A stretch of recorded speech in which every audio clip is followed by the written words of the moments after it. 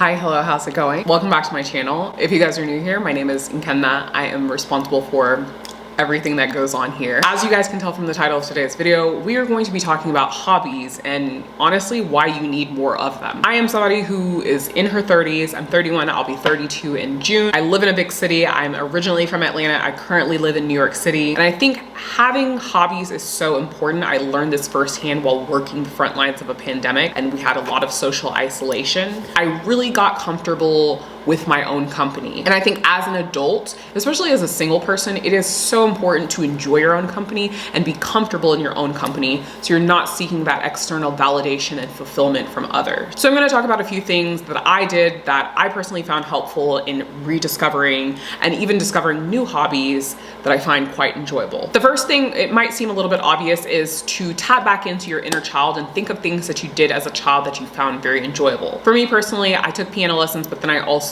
played the violin, and picking those things back up, getting back into reading sheet music, trying to learn how to play popular songs that I really enjoy by ear. Those are all things that tap into that artistic side. It really exercises that muscle being your brain. And I feel like a lot of people want to learn how to play at least one instrument. And once you learn how to read sheet music, you can read all types of sheet music, and it honestly, in my opinion, makes it a lot easier to learn how to play other instruments. And this doesn't just apply to instruments. Honestly, you can use it if there was a sport that you played as a child. For instance, my father sent us to tennis camps. I also played softball. My brother played baseball. I also played soccer. Any of those things, you can join adult leagues. There are intramural leagues. You can find other people in your city. It's not only a great way to get back into a hobby, having structure, adding that to your weekly routine, but also it's a great way to meet a lot of new people. Next, piggybacking right off of that, is to try something new. You won't know you like something until you try it and say, that's perhaps not for me,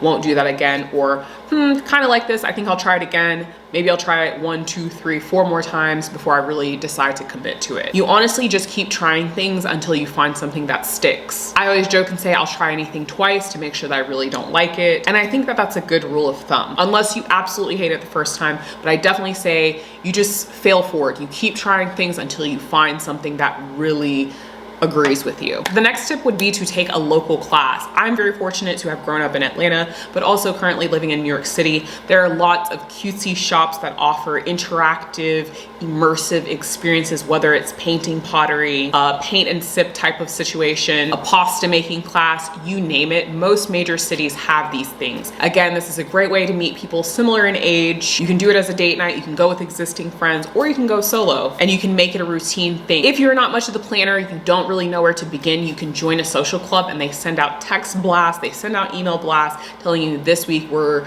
going to an art museum, we're going to an exhibit, whatever it might be, and we'll have dinner afterwards, or we're doing a pasta and wine pairing, we're doing a cooking class, whatever it is. This is again a great way to meet new friends, and it's a great way to try something out and seeing, oh, I'm really interested in learning more about wine and maybe one day becoming a sommelier, or I'm really interested in the arts and I want to become a member at my local museum. Remember, hobbies don't have to be crazy. Baking is a hobby. Junk journaling or scrapbooking is a hobby. Photography is a hobby. Running is a hobby. I recently got into junk journaling and I am very sentimental. So in an effort to not be a hoarder, I make it really pretty and put it together, and that is something. Also during the pandemic, I really got into gardening. I love the home gardening community. I actually want to buy aeroponic towers and plant so many different things. I live in New York City. I don't have a backyard, so hopefully I have a balcony at my next apartment and I am able to